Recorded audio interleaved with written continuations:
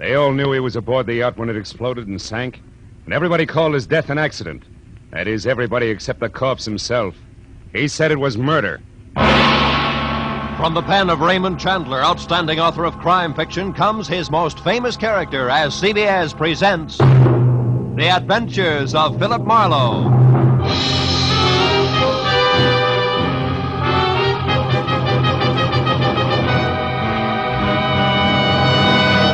And now, with Gerald Moore, starred as Philip Marlowe, we bring you tonight's exciting story, The Restless Day. It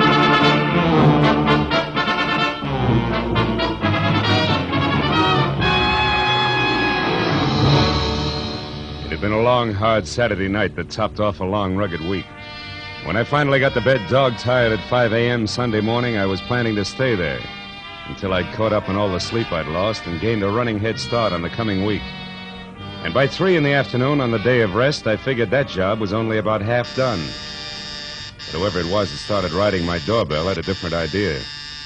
I held out until the buzzer stopped, but it was only a change of tactics, so I gave up. All right, I know when I'm licked. Just a minute. Thank heaven you're in, Mr. Marlowe. I don't know what I'd have done otherwise. I'm sorry. It's all right. Here, read this story on the front page. What? No, down here. Oh, yacht explosion, death labeled accident, huh? Yes. Mystery blast which destroyed the Rollins yacht at Santa Monica Friday night, and in which Benjamin Rollins, noted cosmetics manufacturer, was killed, was established today by police investigators as accidental. Sorry, I spoke too much. That's all right. The explosion which shattered and sank the 50-foot pleasure boat was caused by a leaking fuel line. Rollins, known to be a chain smoker, is believed by witnesses to have continued on page 7. Never mind, Marlowe. I'll tell the rest. Yeah. Think you'll make it? There are two frightening things wrong with that story. Well, go ahead. Frighten me. First, the explosion was no accident. That fuel line was repaired a week ago. Second, Ben Rollins was not killed. You're shaking my faith in the American press. How do you know all this? Because I am Benjamin Rollins. Yes. Well, look, fella, you better dial 116 on the phone and tell the police all about it, huh? No, that's exactly what I can't do. Someone's tried to murder me. If they find out I'm still alive, I'll be a target for a second attempt. Wait a minute. I need two things right now. One, a cup of coffee. Would you like some? No, milk, if you please. My doctor insists. Okay, come on. The other's a good, solid explanation of why everybody thinks you were aboard that yacht.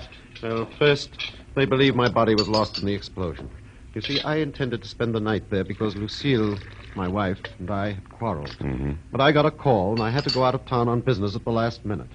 I went out to the boat, but only to pick up some papers. I was in a hurry. I must have left the lights on. I'd lost my hat in the wind on the way back. It was found in the water. Apparently, I didn't secure the dinghy because that was adrift offshore. Mind you, I read all this in the paper when I got back this morning. Back from where? Phoenix, Arizona. Figures. I came in on the California Limited. You can check on that. Marlowe, I must know who tried to kill me before they know they've failed. That could be tough. Have you got any ideas? Yes, I have. It might be any one of 3 people. 3? For instance, Walter Pittman, my ex-partner, threatened to kill me less than a month ago in New York when I won another court decision from him. Mm-hmm. And there's my business manager, a fellow named Slater. I almost fired him last week, the arrogant fool. It's always when I get cross this comes Yeah, out. I see. And I'm sorry to say it, but Mrs. Rollins would no doubt rather have me dead than alive. That's quite a lineup for a mere cosmetics chemist, isn't it? Yes, it is. Look, you haven't been running lipstick experiments with somebody else's live equipment, have you, Rollins? Oh, certainly not. I've been working so hard I haven't time for my wife. To say nothing of another woman. Oh, Marlowe, I'm frightened. I must get to the bottom of this. I'll pay you double your usual fee. Will you help me? Okay, Rollins, it's a deal. If I hurry, I might get in on your funeral. Under the circumstances, that should make somebody due for a very big surprise.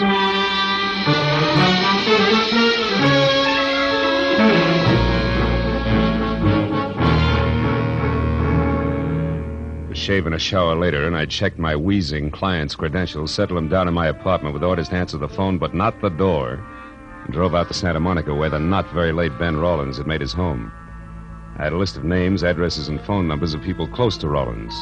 That is, close enough to kill. And I decided that Arthur Slater, the business manager, was my best bet for an opener. He had been described as soft-spoken, efficient, and somewhat arrogant. And after I found his cottage on Seaview Drive and walked up to the door, I heard someone inside offering a similar description, but with more color. Mighty routine, Arthur Slater. If you think for 2 minutes you can throw little Angie over any time you feel like it after all the promises you've made, you're wrong. That's just about enough, Angie. Not by half, brother. I know which way the wind is blowing, and it's a nice big wind. Nobody kicks me out, and I mean nobody. So think it over, Mr. Big. Oh, get out of my way. Yes, ma'am. Cute kid. Friend of yours, Slater? Who are you? Another insurance investigator? That's right. My name's Marlowe. May I come in? Yes, certainly. All the others did. Thanks. Who knows? I may be the last. Slater, I've got 3 reasons for believing that yacht explosion was no accident. Not an accident? What reasons are you talking about? For one, Walter Pittman. Pittman? You mean Rollins' ex-partner? You know him, huh? Well, only by name. I never met the man. All right, then. Let's talk about reason number 2, Lucille Rollins. How do you feel about her, Slater? Well, you must be out of your mind, Marlowe. She and Ben fought constantly, yes. Slater, I asked how you felt about Mrs. Rollins. I don't like her. And now, what or who is reason number 3? You are. You had an argument with Rollins last week. He practically fired you. And you think I'd kill him over that? Could be. Look, Marlowe, Ben Rollins drove himself like an overloaded truck. He had a cigarette cough, nervous shakes, and bad dreams. To me, bureau drawer eyelashes and glue-on fingernails simply aren't that important. So we had frequent arguments. Now, do you have any more smart reasons you'd like to discuss, or would you care to leave? Just one thing more. Why does your girlfriend think you're a little stuck up these days? You're becoming a bit too personal, Marlowe. Get out. I'm not compelled to answer any of your questions. There's an established legal procedure. Skip it, Slater. If I need to, I'll be back. And I'm fairly chummy with the boys in blue myself, so I'll get the answers if I want them. Good night, big shot.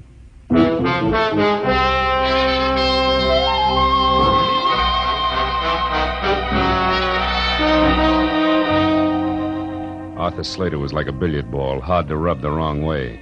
And if he did have an angle, he was playing cagey. So as long as I was in the neighborhood and the trail was hot, I figured I'd have a talk with the Spitfire, Angie. It wasn't hard to trail her. A corner newsboy had heard her get into a cab. The cabbie swore he'd never forget her. Swore again. So finding her apartment was less trouble than unfolding a $5 bill. When I pulled up across the street from her place, I noticed a big car as big as the average garage and older than last year's college graduate parked in front. It was a black Pierce Arrow, and someone with a mouthful of cigar hulked behind the wheel. The cigar was pointed at me as I crossed the street. When I went up the stairs to Angie's door, it was still pointed at me. But I forgot about that when the apartment door opened. Angie was relaxed. There were little glints of gold in her green eyes, and the warm lights behind her shimmered on soft waves of hair, the shade of burnished copper. Maybe she was a Spitfire, but at the moment, her damper was down. Yeah? Well, Buster, you got your mouth open. You might as well say something. Angie, who do you think murdered Ben Rollins? Murdered? My mistake, chum. Good night. Just a minute. This is business, honey. Who are you, anyhow? Philip Marlowe. You ran over me on your way out of Slater's place a few minutes ago and dented my ego. Well, sue me. Who are you working for, Shamus? You wouldn't believe me if I told you. But I will tell you this, sweetheart. The explosion on that yacht was no accident. So I'm checking up on wives who'd rather be widows. Lucille Rollins? Mm-hmm. Nuts. She was rolling in dough either way. She hated her job, but she sure didn't have to kill to quit. Get your compass fixed, Marlowe. Wrong way, huh? Well, suppose Lucille were in love with Pittman, maybe. Pittman? Who's he? Shot in the dark. Tell me something, Angie. Your boyfriend Slater has picked up a lot of push lately. How come? Some big deal they've been working on at the plant. And he makes me sick. Gets the first sniff of a success, and suddenly all his hats are too small. Especially his old hats, honey. And you can't blame the guy if he's really on his way up now, can you? Listen, Mac, I'll tell you, him, and the whole world something. Nobody is going to put little Angie on the skids. If there's a heave-ho pulled around here, Mr. Hotshot Slater himself will get it, and right in the neck. So if you happen to be snooping for him, Marlowe, you can putter right back and tell him so. Now beat it. That's not a bad idea. Oh, by the way, what's Angie stand for? Angelica? But don't count on it, brother. Don't count on it.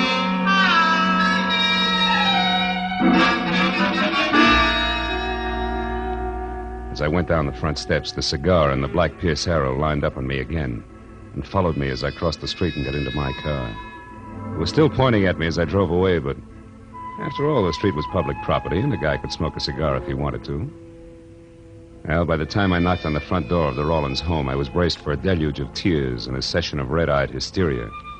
So I was caught off balance by the handsome blonde woman of 35 with a wry, crisp waistline who was cool, calm, and well-collected in green slacks. She introduced herself as Lucille Rawlins. Sit down, Mr. Marlowe. You said you're a friend of Ben's? That's right, Mrs. Rawlins. I stopped by to offer my condolences. But apparently condolences aren't much in order today. No tears, huh? Not even crocodile tears. I'm not a hypocrite, Mr. Marlowe, that's why. I'm merely stunned and confused over this terrible accident, and I'm not sure yet how I feel. Yeah, it was an accident, all right. Especially since that leaky fuel line that caused it was repaired a week ago. It had been repaired? Oh, yeah. It's interesting, isn't it? Who are you, Marlowe? I'm a private detective, and I know a lot more than that. I know, for instance, that the insurance on the boat alone will keep you in pretty doodads for several years. And that's only a drop in a bucket. Mr. Marlowe, I think you'd better leave. And I think you better climb down off that high horse and listen. Because I haven't even started yet. Ben was a hated man by Pittman, by Slater, and maybe by you. And I can prove he didn't die accidentally, baby, so I'd like some nice straight answers, huh? When did you see Pittman last? I've never seen Walter Pittman. I don't even know what he looks like. Ben and I were married 2 years ago. He broke with Pittman long before that. But you're pretty chummy with Arthur Slater. That's a lie. Why, we hardly spoke until a week ago. You picked a poor time to get friendly, baby. Listen here, Marlowe. Mr. Slater, I ran into each other purely by accident one afternoon last week. I happened to stop in at a small bar in downtown Los Angeles. Mr. Slater was there at a table talking with some man, a stranger to me. When he saw me, he came over. He seemed upset. So upset. Wait a minute. Is there anyone else here now? Well, no. My maid went out to the movies. What's the matter? I heard something, a noise. Sounded like it came from the service porch. Come on, let's have a look. Well, I don't know what any... Hey! The lights went off. Somebody turned them off. You better... Lucille, look out!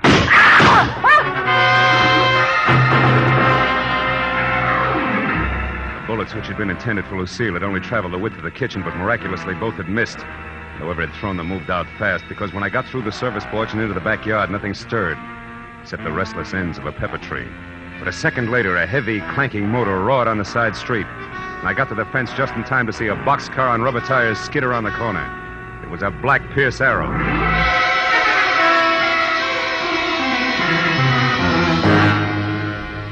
I went back to the house, found the master switch, and turned on the lights. Lucille, her face strained and bloodless, stood in the kitchen door and watched me.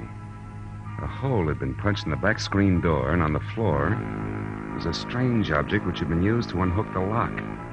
It looked like an oversized bobby pin wearing rubber pants, which didn't mean a thing to me. But to Lucille, who stared at it like it was a centipede she just found in a cream puff, it meant plenty. Ben. What? It's like Ben himself was here. Like he wasn't killed at all. What are you talking about? What is this thing, anyway? I don't know. Part of some new invention he was working on. For the last month, Ben carried 2 or 3 of these things with him everywhere. Look, Lucille, where's your phone? Right there. Oh. But, Marlowe, you don't suppose... Who are you going to call? Friend of mine. He'd better be in, too. Go. Marlowe. What's the matter, Marlowe? Busy? Yeah, busy. He's either talking to someone or he's gone out after leaving the phone off the hook. And either way, Lucy, that makes my friend very busy.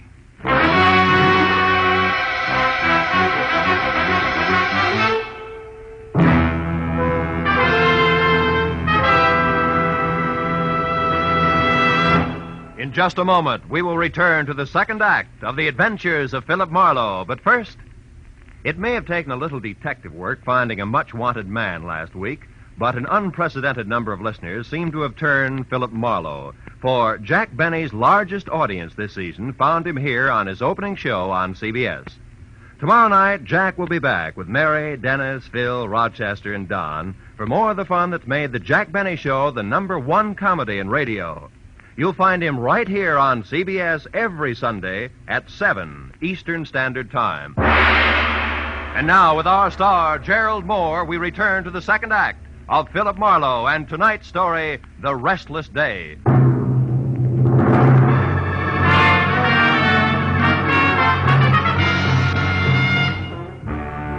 When I left Lucille Rawlins, the feminine target for tonight, I headed for Angie Gordon's, where I'd first seen the man with a cigar in his face, who I suddenly figured might be Walter Pittman. And as I drove, I felt like my brains had spent the night playing leapfrog in a squirrel cage. Because any way I call the dice, every one of my clients suspected of murdering him somebody else. And just to keep things from making any sense at all, I suspected my client. I pulled up near Angie's and saw the Pierce Arrow parked, lights and a man with cigar out. When I got close to the bungalow door, I knew that the lady was at home. Now, look here, and that she was receiving a gentleman caller, more or less. Tell me your name is Smith, which incidentally I don't believe. And then you start asking a lot of very personal questions. How cozy. Now, please, you do not understand. There are certain things about the death of Ben Rollins that I must know. Things that mean a lot to me. How much a lot? Well, $100 maybe. What? Now, don't tell me that's all you could stuff into that briefcase there in your hand. Listen, girl, I must know whether that explosion on the boat was an accident or not. The police let it go as an accident? Never mind that.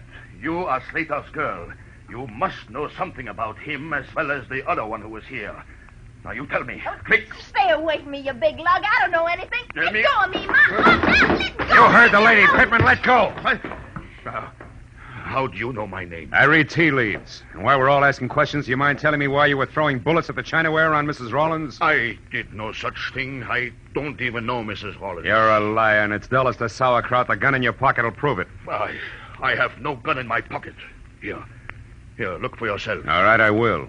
But if it's all the same to you, I'll start with your briefcase. Give me that. Why, so you can get to the gun first? No, because All right, Mr. Smart Man. Go ahead and look.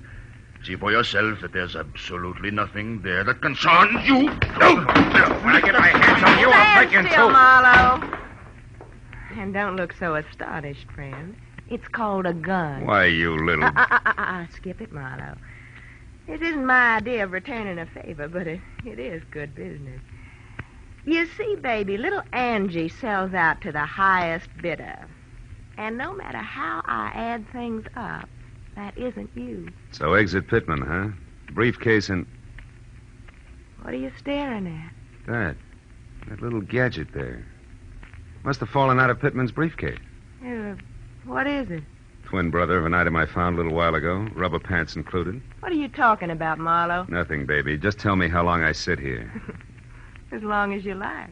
Now, you see, Marlowe, I just can't afford to let you get to Pittman ahead of me. Yeah. That good business you were talking about. Uh-huh. After all, a gal's got to make a living. One way or another, Marlowe. Doesn't she? There was room to debate Angie's point, but no time. So I skipped her invitation for a drink. Both promised and threatened to see her again and headed for my car in the only direction left, the residence of the local pivot man, Mr. Arthur Slater. When I got to within a block of the place, I parked and then approached slowly, keeping to the shadows all the way. But the house turned out to be as dark and quiet as the inside of a coffin. I was about to leave when some noise a dozen yards behind me said that I was no longer alone. I turned quietly and got ready for what I figured would be a reunion with my old buddy, Walter Pittman. But I was wrong. Sneaking through a nearby clump of orange trees with all the deftness of an ox with bunion trouble was no one else but my client, Ben Rollins. When I called his name out loud, he ran toward me, arms and legs flailing the wind like a Kansas scarecrow caught in a tornado. Marlowe, I've been looking all over for you. Rollins, why aren't you back in my apartment where you're supposed to be? I couldn't wait any longer. I was afraid something had happened to you. When you didn't call, I was sure of it. I thought you might be here at Slater's. But I did call, and all I got was a busy signal. Oh, about an hour ago. Why, that was a friend of yours. He wanted to know if you'd play cards with him tonight. Now, do you believe me? No, for the time being, yes. Incidentally, Rollins, do these mean anything to you, these oversized bobby pins? Good Lord, the curlers. Where did you get those curlers, Marlowe? They should be in my safe. Well, I found one at your house and the other in a briefcase that belonged to Walter Pittman. But, Marlowe, these are samples of my newest invention, these hair curlers. They can produce a home permanent wave overnight that will last for 6 months. It's worth millions to me. If you live. Yes. Now, it should be easy to figure out who wanted to kill me. I'm not so sure. If you didn't even know these were missing, why should someone have to kill you to get hold of them? And second of all, how come the shooting's still going on? What shooting are you talking about? Over at your place. Somebody tried to kill your wife there just before I called you. And that brings us right back to your alibi about talking to Ibarra at the time. It's a little too pat, Rollins.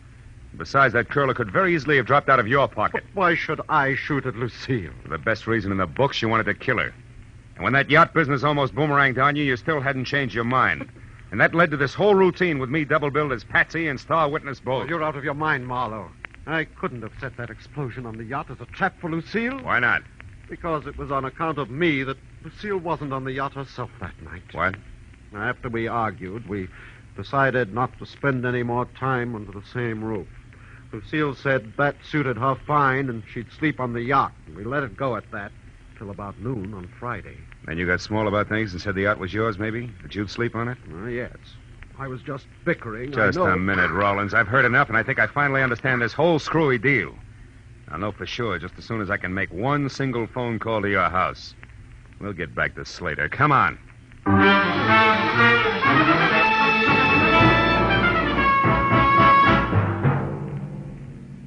When I got to a telephone and through to the maid at the Rawlins place, I was almost positive that in another minute I'd have both a solid answer from my client and a couple of clumsy customers for the law. But when the shaky voice at the other end of the tube told me that Lucille had just left the house in high gear, after mumbling something about a place called Inspiration Point, I stopped being confident and started to worry. And when I tossed the jackpot question at the maid and got the winning answer, that worry became something worse, and it must have showed. What is it, Marlowe? What did you find out? Too much to explain now. Where's Inspiration Point, Rawlins? About a mile south of here, straight along the shore. Good. What kind of a car does your wife drive? A blue Nash. What's Inspiration Point got to do with Lucille, Marlowe? Everything. Now, look. You call the cops and tell them to get out there as fast as they can. Do you get me? As fast as they can.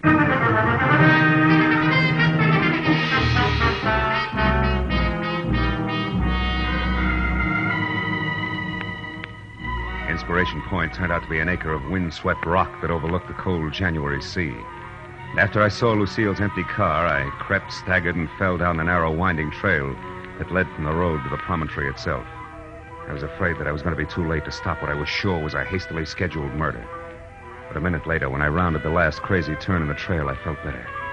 Because standing only a couple of yards away from me, her hair slapping wildly against the upturned collar of her coat, and very much alive, was Lucille Rawlins.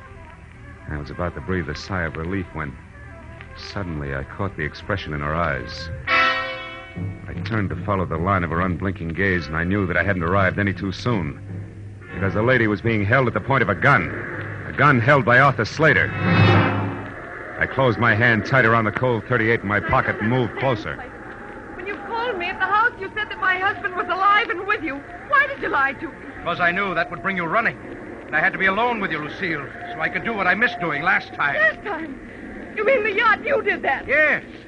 But somehow or other, Ben was out there instead of you. So that accident was a waste of time. But this one, the bereaved wife who jumped or fell to her death from the edge of Inspiration Point, won't be. But why, Slater? Why do you want to kill me? There's no time to explain, Lucille. And we'll take time, Slater. Marlowe, you! Yeah, me. Marlowe! Marlowe, he's going to kill me. Yes, honey, I know. He had to. And why, Marlowe, why? Because he stole your husband's invention to sell to Walter Pittman. He was going to go into business with him. But now when the cops get here, he's going first to a hospital and then to jail. A grand larceny and attempted murder. Attempted murder? What about Ben, Marlowe? Ben was a near miss, honey, nothing more. You'll see what I mean in a minute.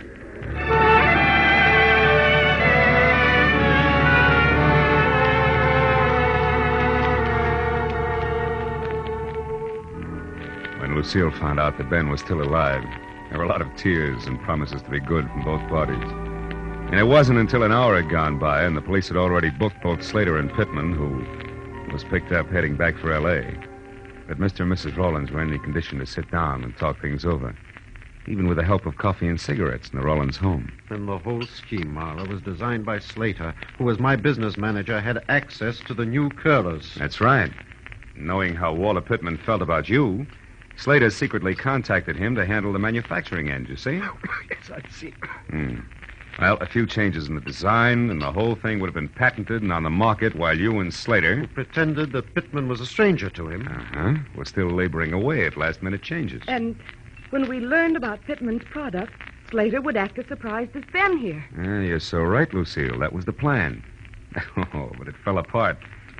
See, it fell apart when you accidentally ran into Slater in that small bar in downtown L.A., do you remember? Yes. When he was with Pittman, the man you described to me as the stranger? Yes, of course. All right. Well, he realized then that with Pittman's product a success, you would sooner or later see a picture of Pittman, the newly rich inventor, and recognize him as the man you saw with Slater before Pittman's product was on the market. So that meant that Slater either had to get rid of Lucy or give up his entire plan. Mm-hmm.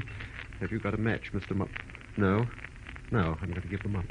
But Marlowe, was Pittman involved in the murder attempt, too? Oh, no. He drew the line at the theft. See, when he found out that you had died mysteriously, he turned up here to check on Slater because he couldn't afford to be mixed up in your murder. I see. But how did you figure all this, Marlowe? Well, after I had tangled with everybody, I was no place. Angie Gordon was looking for an angle. You, Lucille, were getting shot at. Poor darling. Yeah, and Pittman and Slater were not on the same team. At least as far as the business on the yacht was concerned. Nobody seemed to have a clear-cut motive. But when I told you that Lucille herself was supposed to stay on the yacht that night, you had the answer. That was the time. After I called your house and asked the maid the jackpot question, which was, who aside from you, Ben, knew that Lucille was going to sleep on the yacht Friday night? And she said Slater, didn't she? Yeah. Said something else, too. She also said that you had left for Inspiration Point in a big hurry. Yes. Then Slater tried to kill me first on the yacht, second in the house here, and finally out on the point. Mm-hmm. But in the end, it worked out fine, darling. Because the third time was the charm. For us.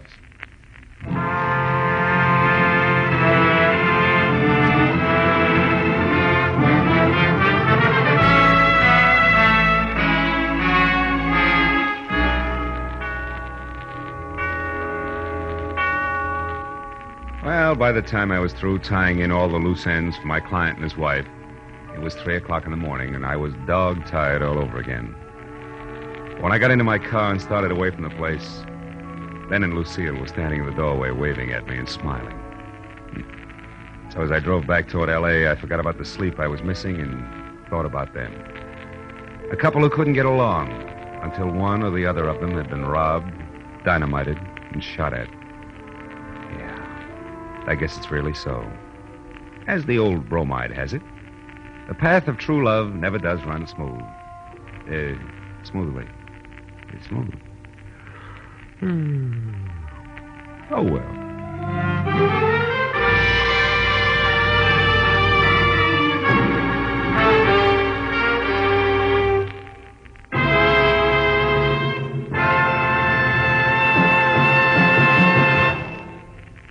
The Adventures of Philip Marlowe, created by Raymond Chandler, stars Gerald Moore and is produced and directed by Norman McDonnell. Script is by Mel Donnelly, Robert Mitchell, and Gene Levitt. Featured in the cast were Lorette Philbrandt, Edgar Barrier, Virginia Gregg, John Daner, and Jack Moyles. The special music was by Richard Arant. Be sure and be with us again next week when Philip Marlowe says... Somewhere in the cold, persistent rain that made the city itself seem a thing of evil, a girl had disappeared, and it was my job to find her. But before I did, I found death and a devil.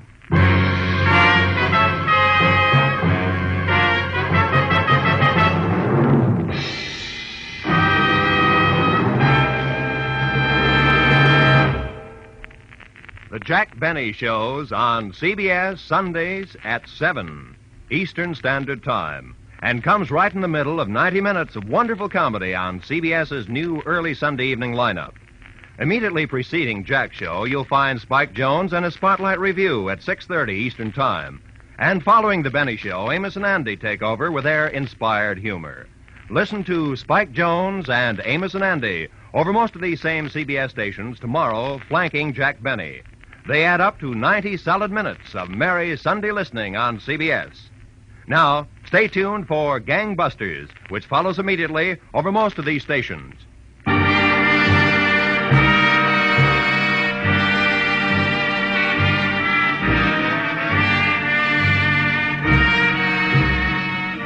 This is Roy Rowan speaking for CBS, the Columbia Broadcasting System.